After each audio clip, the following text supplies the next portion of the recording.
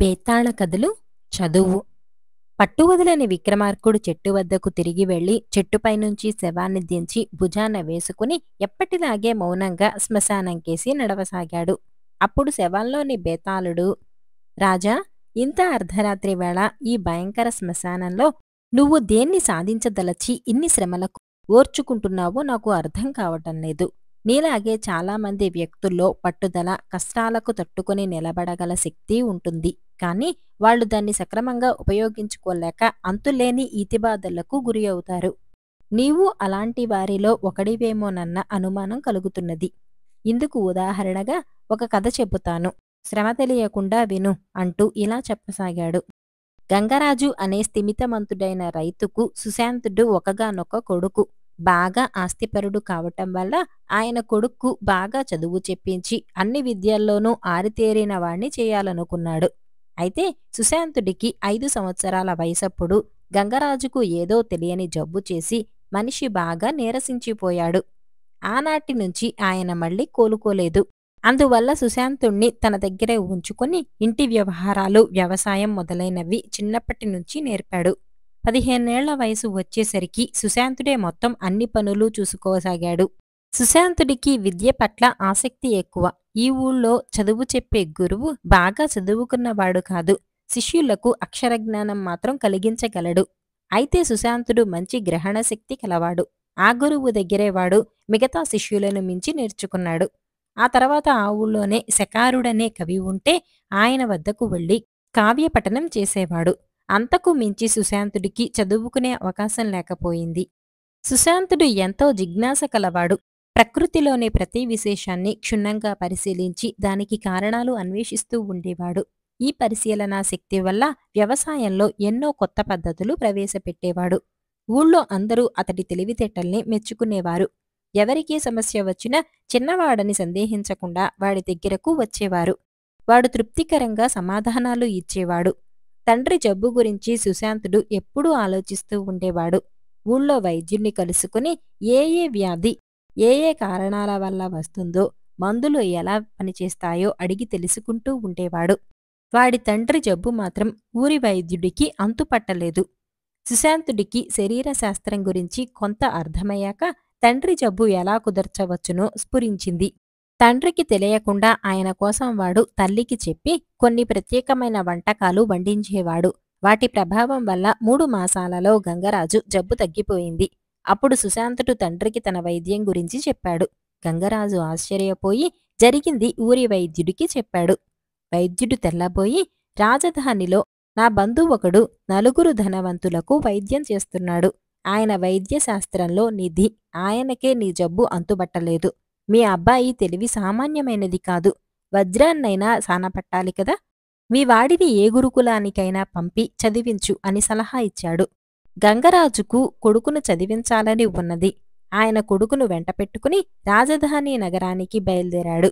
రాజధానిలో దిలీపుడనే గురువు సకల శాస్త్ర పారంగతుడని ఆయనకు తెలిసింది. దారిలో గంగరాజు ఒక గ్రామంలో బస చేశాడు. అక్కడ ఆయనకొక బంధువు ఉన్నాడు. ఆ బంధువు సుశాంతుణ్ణి పరీక్షించి, మీవాడు గొప్ప కవి అవుతాడు.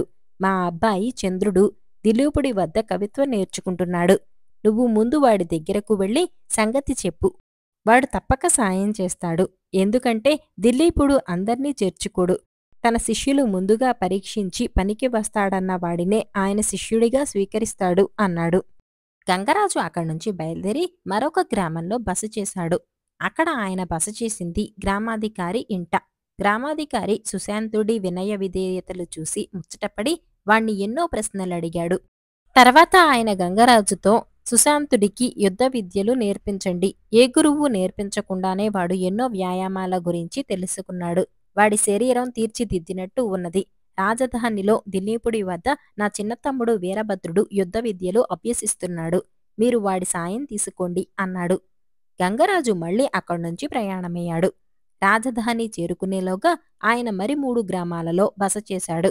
అక్కడి వాళ్లందరూ సుశాంతుడి వినయ విధేయతలకు, తెలివితేటలకు చాలా ఆశ్చర్యపడ్డారు. కొందరు వాడికి వైద్యం నేర్పించమన్నారు. మరికొందరు సంగీతం చెప్పించితే బావుంటుంది అన్నారు. ఇంకా కొందరు వాణ్ణి శిల్పిని చేయమన్నారు. గంగరాజు అన్ని సలహాలు విని తల ఊపి ఊరుకున్నాడు.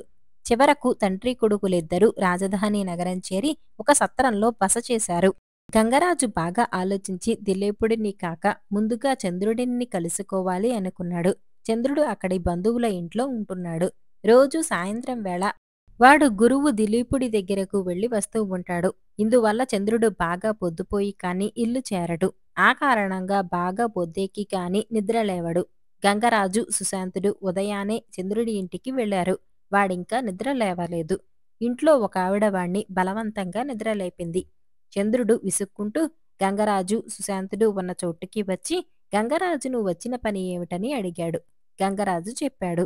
మీ వాడు ఇంతకు ముందు ఎవరి దగ్గరైనా విద్యాభ్యాసం చేశాడా అని ప్రశ్నించాడు చంద్రుడు.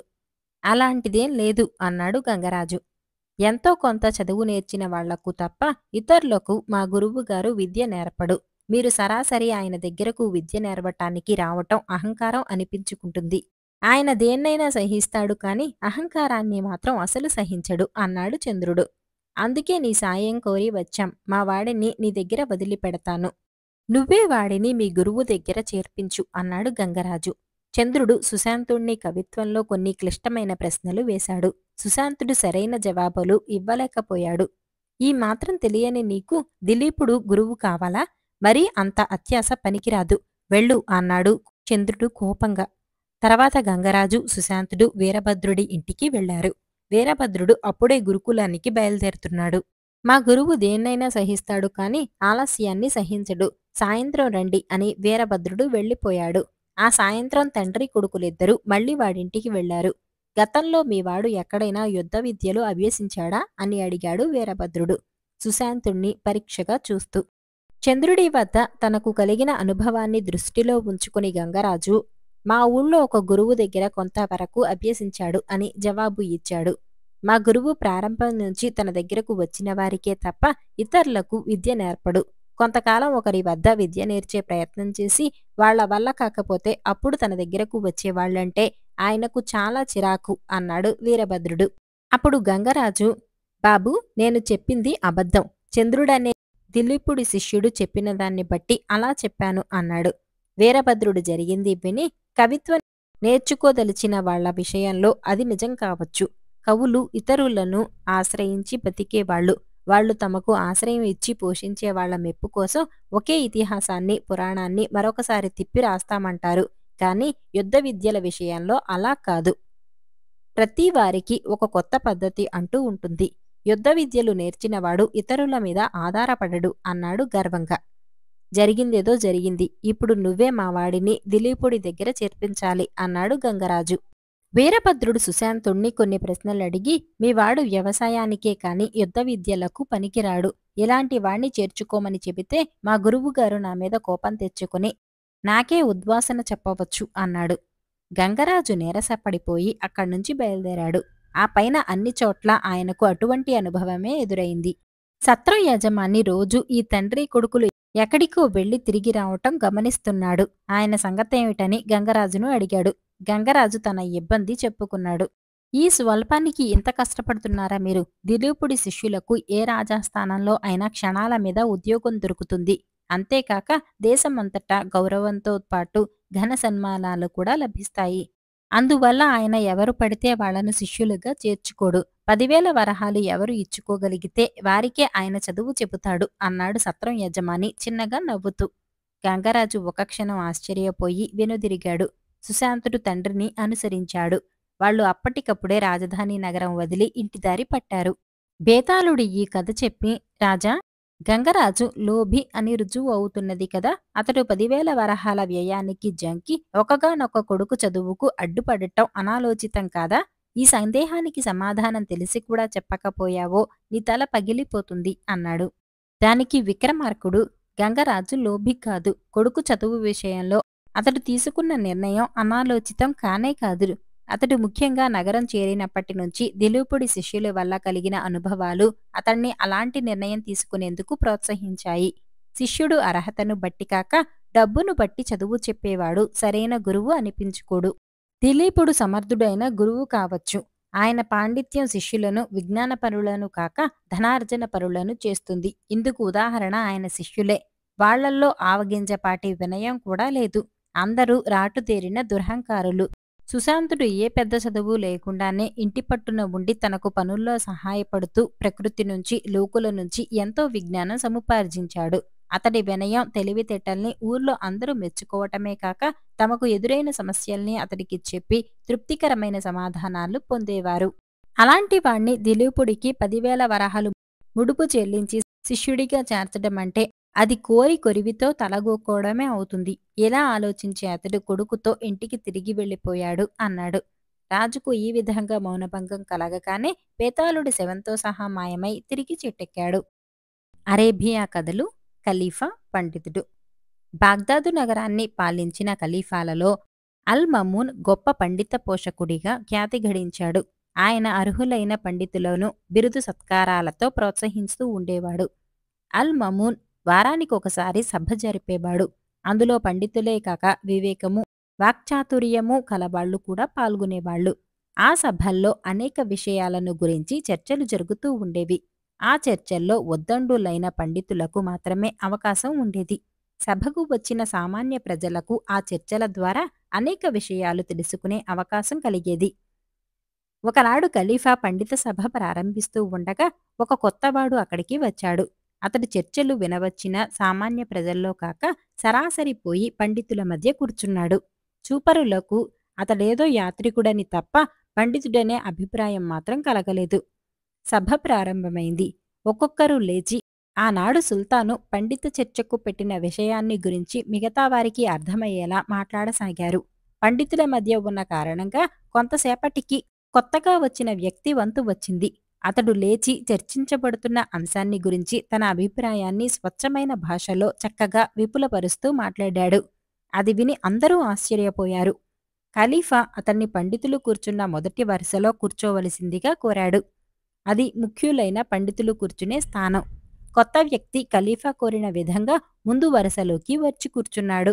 తర్వాత ఖలీఫా మరొక విషయాన్ని గురించి చర్చించవలసిందిగా కోరాడు. ఆ చర్చల్లో కొత్తగా వచ్చిన వ్యక్తి వంతు వచ్చినప్పుడు మొదటిసారి కన్నా అద్భుతంగా మాట్లాడి అందరికీ సంతోషం కలిగించాడు. పండితులతో పాటు సభికులు కూడా హర్షధ్వానాలు చేశారు. ఈసారి ఖలీఫా అతన్ని తన మంత్రుల మధ్య కూర్చోవలసిందిగా ఆహ్వానించాడు. ఆ తర్వాత మరొక అంశాన్ని గురించి చర్చ మొదలైంది.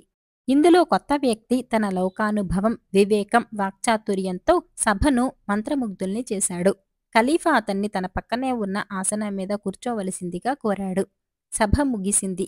ఖలీఫా పండితులందరికీ విందు ఏర్పాటు చేశాడు. విందు ముగియగానే ఒక్కొక్కరు అక్కడి నుంచి వెళ్ళిపోసాగారు. కొత్త వ్యక్తి కూడా వెళ్ళిపోబోతున్నంతలో ఖలీఫా అతడి భుజం తట్టి, మీకు ప్రత్యేకంగా ఆతిథ్యం ఇవ్వదలిచాను. మనిద్దరం ద్రాక్ష పానీయం తాగుదాం అన్నాడు. ఖలీఫా ఆజ్ఞ కాగానే అంతఃపుర దాసీలు రత్నాలు తాపిన 2 బంగారు పాత్రల నిండుగా పానీయాలు తీసుకొని అక్కడికి వచ్చారు. ఖలీఫా ఒక పాత్ర తీసుకుని రెండవ దాన్ని తీసుకోవలసిందిగా కొత్త వ్యక్తికి సైగ చేశాడు. కొత్త వ్యక్తి ఎంతో వినయంగా ఖలీఫాతో, ప్రభూ, తమరు ముఖ్య పండితుల వరుసలో నన్ను కూర్చోవలసిందిగా ఎందుకు కోరారు అని అడిగాడు. మీ వివేకం, వాక్చాతుర్యం నాకు పరమానందం కలిగించాయి అన్నాడు ఖలీఫా. తర్వాత తమ పక్కన ఉన్న ఆసనంలో కూర్చోవలసిందిగా ఎందుకు కోరారు అని అడిగాడు కొత్త వ్యక్తి. మీ వివేకం, వాక్చాతుర్యం నాకు పరమానందం కలిగించాయి అని జవాబిచ్చాడు ఖలీఫా మరొకసారి.